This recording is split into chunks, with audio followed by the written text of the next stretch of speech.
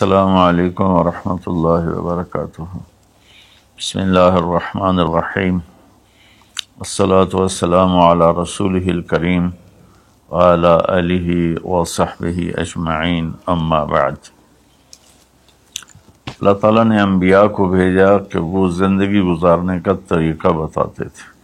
میں نے 2-3 دن پہلے بتایا تھا کہ ہر مخلوق اپنی زندگی کا طریقہ انڈے سے نکلتے ہی اسے معلوم ہوتا ہے، ماں کے پیٹ سے نکلتے ہی اسے معلوم ہوتا ہے، لیکن انسان جاہل پیدا ہوتا ہے، اسے سیکھنا پڑتا ہے۔ تو انسانوں کو سکھانا اتنا عظیم کام ہے، اس کے لیے اللہ نے 1,24,000 انبیاء کو بھیجا۔ انبیاء انسانیت کے معراج ہوتے تھے، وہ ایک نمونہ آئیڈیل ہوتے تھے، اس کو فالو کیا جاتا تھا۔ جیسے اللہ تعالیٰ نے فرمایا قل ان کنتم تحبون اللہ فاتبعونی، اگر تم یہ دعویٰ کرتے ہو کہ ہمیں اللہ سے محبت ہے اور اس کے رسول سے محبت ہے تو تم کیا کرو؟ پھر میرا اتباع کرو۔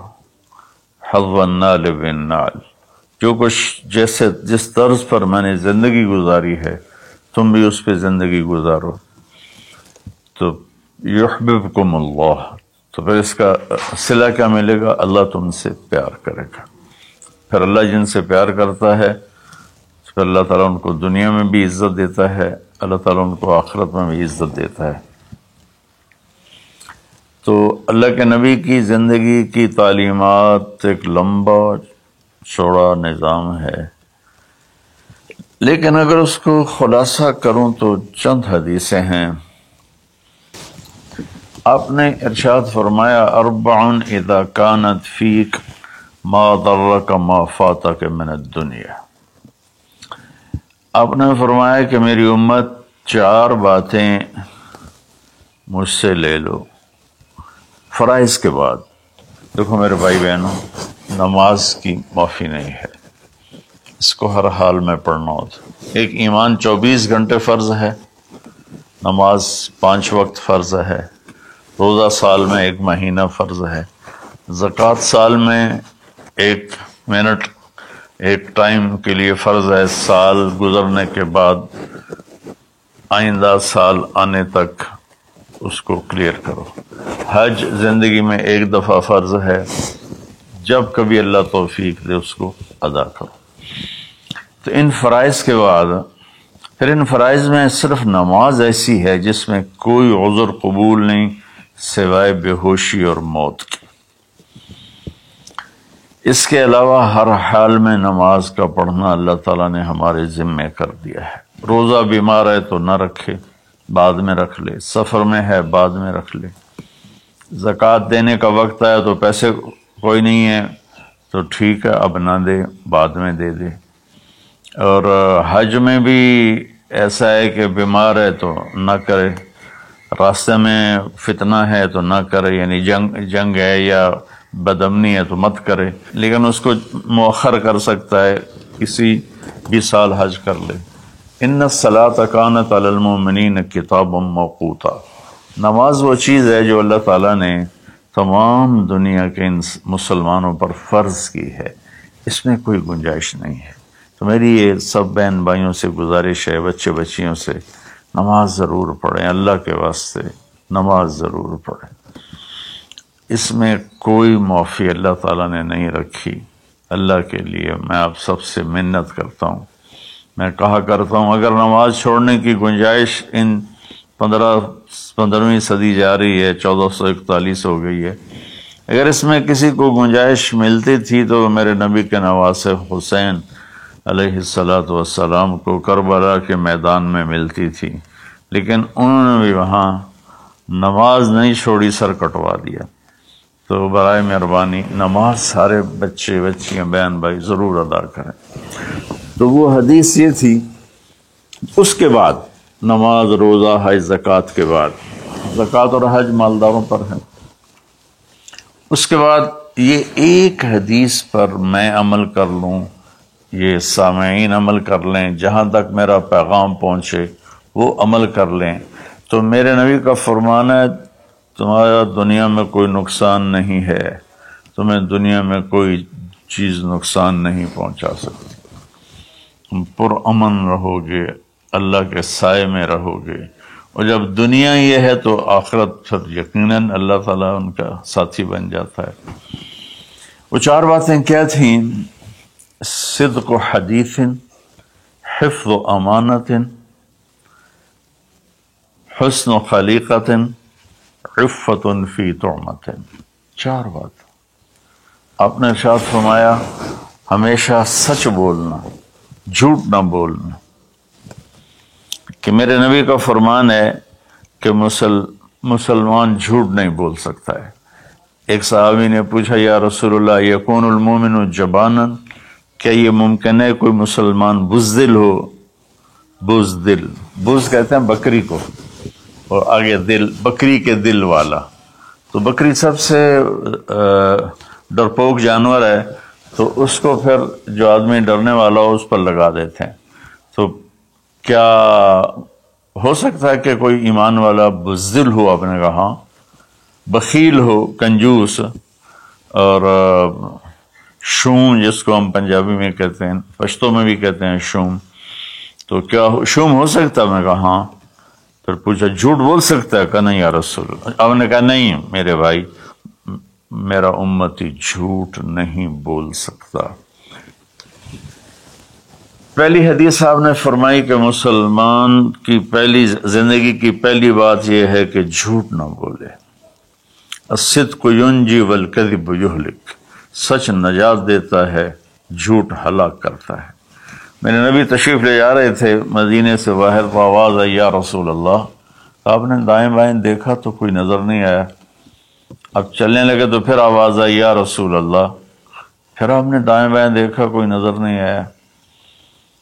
پھر آواز آئی یا رسول اللہ، تو پھر آپ کی نظر پڑی، ایک ہرنی آپ کو پکار رہی تھی یا رسول اللہ۔ سبحان اللہ۔ ان کے آپ تشریف لے گئے تو وہ رسی سے بندھی ہوئی تھی چارپائی کے ساتھ۔ کہنے لگے یا رسول اللہ، میرے چھوٹے چھوٹے بچے ہیں، وہ بھوک سے مر رہے ہوں گے، آپ مجھے چھوڑ دیں، میں ان کو دودھ پلا کے واپس آ جاؤں گی۔ اللہ،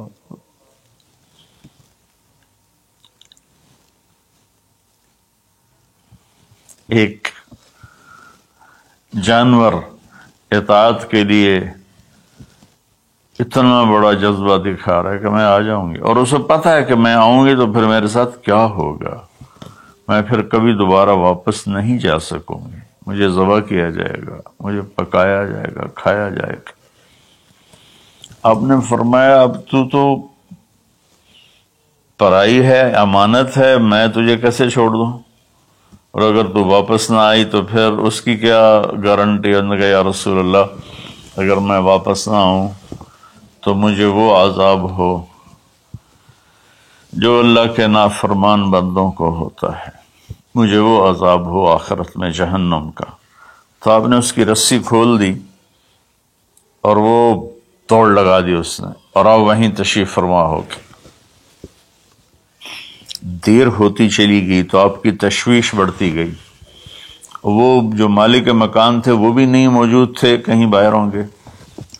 کافی دیر کے بعد آپ نے دیکھا وہ پہاڑ کی چوٹی سے نیچے آ رہی تھی، اور بھاگتے بھاگتے بھاگتے میرے نبی کے قدموں میں آ کے سر رکھ دیا، یا رسول اللہ میں حاضر ہوں۔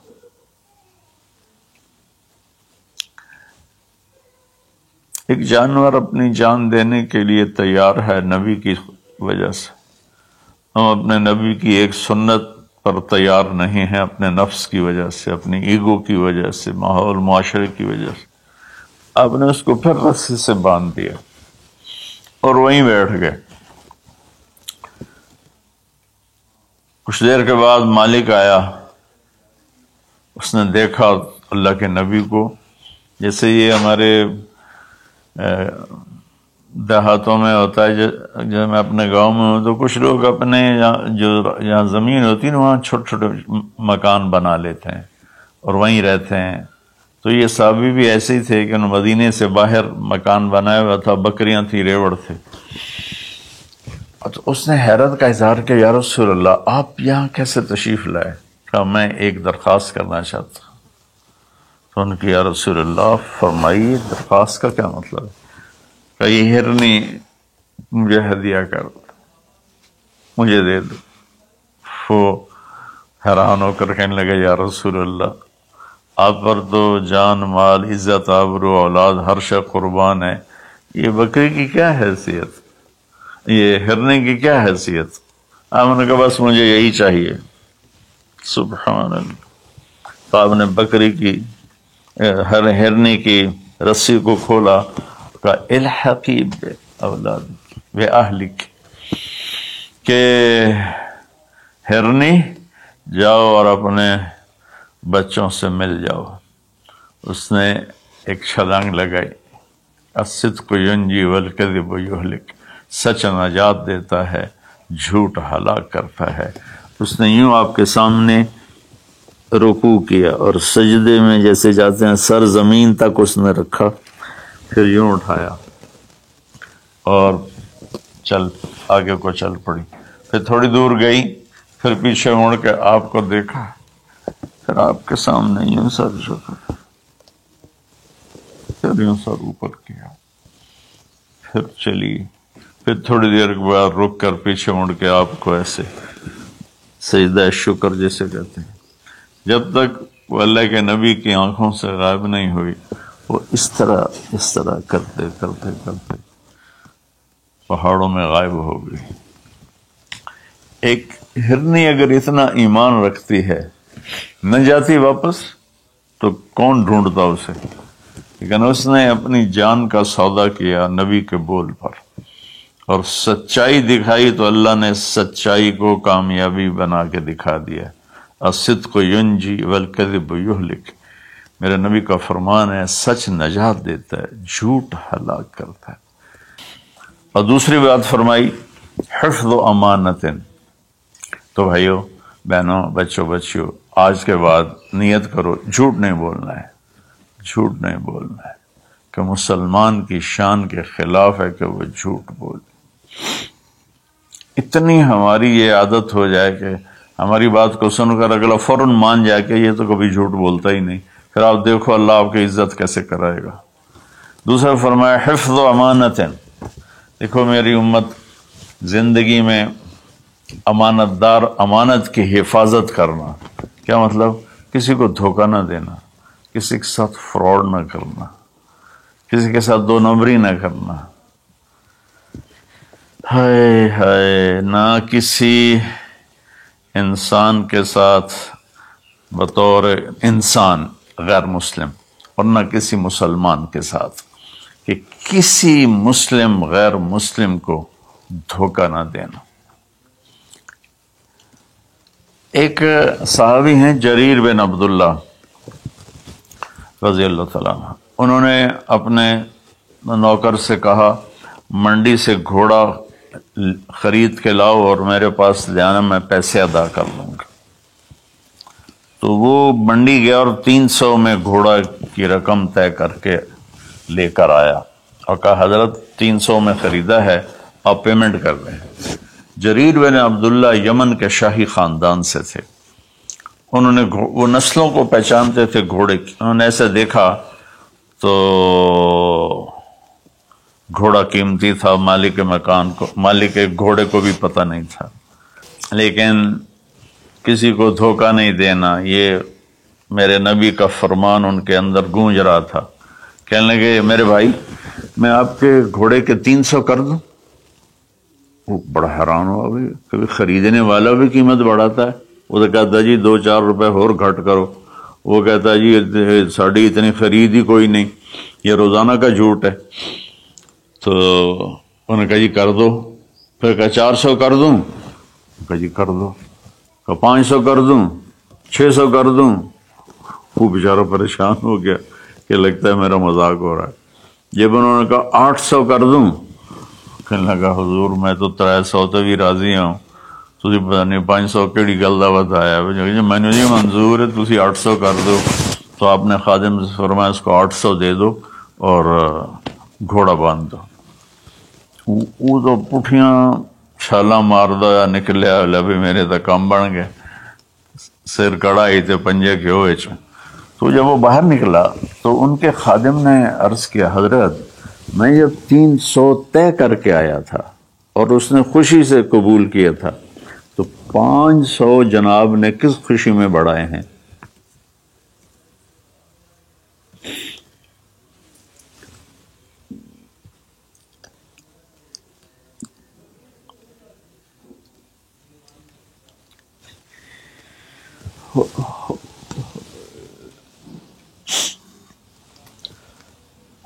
تو آپ نے فرمایا کہ میرے دوست اس کا گھوڑا 300 کا نہیں تھا 800 کا تھا، اسے اپنے گھوڑے کی قیمت کا خود بھی پتہ نہیں تھا، تو میں 300 میں لیتا تو یہ دھوکہ ہوتا، اور میں نے اپنے نبی کے ہاتھوں میں ہاتھ دے کر عہد کیا تھا، میرے نبی نے مجھ سے فرمایا تھا جریر زندگی بھر کسی کو دھوکہ نہ دینا، سب کی خیر خواہی چاہنا۔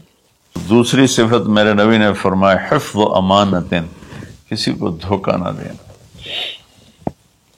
کتنے لوگ لٹ گئے دھوکے بازوں کے ہاتھوں، گھر بک گئے، بچیوں کے زیور بک گئے، جعلی کاغذات بنا کر مکانوں پہ قبضہ ہے، زمینوں پہ قبضہ ہے، اور عدالتوں میں سٹے لے کر۔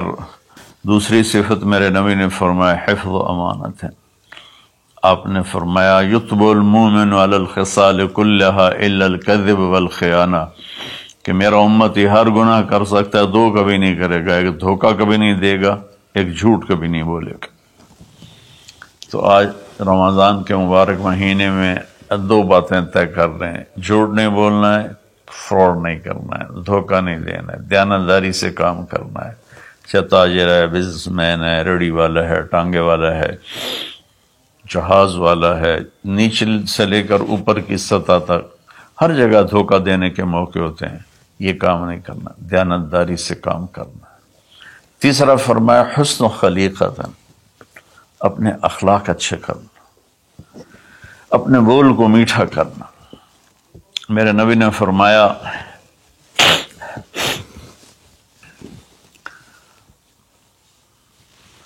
معاذ تمہیں اپنی شریعت کا خلاصہ بتاؤں؟ ان کے یا رسول اللہ فرمائیں۔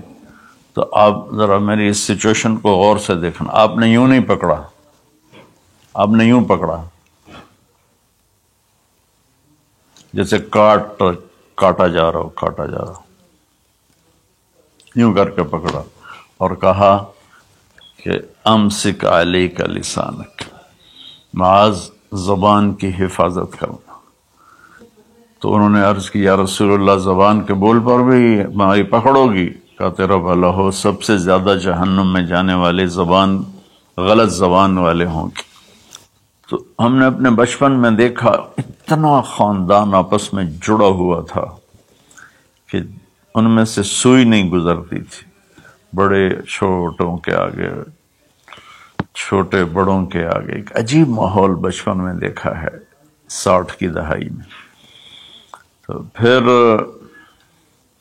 جب زبانیں تند و تیز ہوتی گئیں، تربیت ختم ہوتی گئی، خاندان بکھر گئے، والدین ماں باپ میں فاصلے پیدا ہو گئے، بھائی بہنوں میں فاصلے پیدا ہو گئے، قریبی اور دور کے رشتوں میں فاصلے پیدا ہو گئے، خاندان ٹوٹ گئے۔ تو میری گزارش ہے کہ اپنے اخلاق اچھے اخلاق کی انتہا حیا ہے۔ حیا اچھے اخلاق کا سب سے اوپر والا درجہ ہے۔ حیا وہ حضرت عثمان رضی اللہ تعالیٰ عنہ، حضرت ابوبکر تشریف لائے، ہمارے نبی یوں کر کے بیٹھے تھے، یوں، یہ پنڈلی جو ہے نا ننگی تھی، تو ابوبکر تشریف لائے، باہر سے آواز دی کہ جی آ جاؤں، تو آپ نے کہا آ جاؤ، اب اسی طرح بیٹھے رہے۔ پھر حضرت اٹھ کے چلے گئے تو حضرت عمر رضی اللہ تعالیٰ عنہ علیہ السلام تشریف لائے، تو انہوں نے پوچھا یا رسول اللہ میں آ جاؤں؟ آپ نے کہا آ جاؤ، آپ ایسے ہی بیٹھے رہے جیسے آپ مجھے دیکھ رہے ہیں۔ اب شلوار نہیں پہنتے تھے، دھوتی پہنتے تھے، تو تھوڑی دیر کے بعد باہر سے آواز آئی حضرت عثمان کی کہ یا رسول اللہ میں اندر آ جاؤں؟ حضرت عثمان رضی اللہ تعالیٰ عنہ تیسرے خلیفہ علیہ السلام، تو آپ نے اپنی چادر کو ایسے کیا اور یوں سیدھے ہو کر ایسے بیٹھ گئے. آپ نے کہا آ جاؤ. وہ آ گئے. جب وہ اٹھ کے چلے گئے تو ہم عائشہ رضی اللہ تعالیٰ عنہ علیہ السلام یہ سارا منظر دیکھ رہی تھی. تو آپ نے پوچھا یا رسول اللہ، وہ میرے والد آئے آپ ویسے ہی بیٹھے رہے، عمر آئے آپ ویسے ہی بیٹھے رہے، جب عثمان آئے تو آپ نے کپڑا بھی ٹھیک کیا اور چوکڑی مار کے بیٹھ گئے، اس کی کیا وجہ ہے؟ کہا عائشہ عثمان بڑے حیا والا ہے، یہ اتنے حیا والا ہے کہ اس سے فرشتے بھی حیا کرتے ہیں، تو میں کیوں نہ کروں؟ اگر میں اس طرح ہوتا تو وہ مجھے دیکھ کے ویسے ہی واپس چلا جاتا، وہ ایسے حیا والا ہے. تو تیسری بات وہ ہے کہ ہمارے دلوں میں سب سے محبت سے رہنا سیکھیں، پیار سے رہنا سیکھیں، اپنے اخلاق کو ٹھیک کریں، زبان کا بول میٹھا، دل کا جذبہ سچا. تو اس اور حیا پاک نام، کبھی کسی غیر محرم پہ نظر پڑے تو آنکھ نیچی ہو جائے.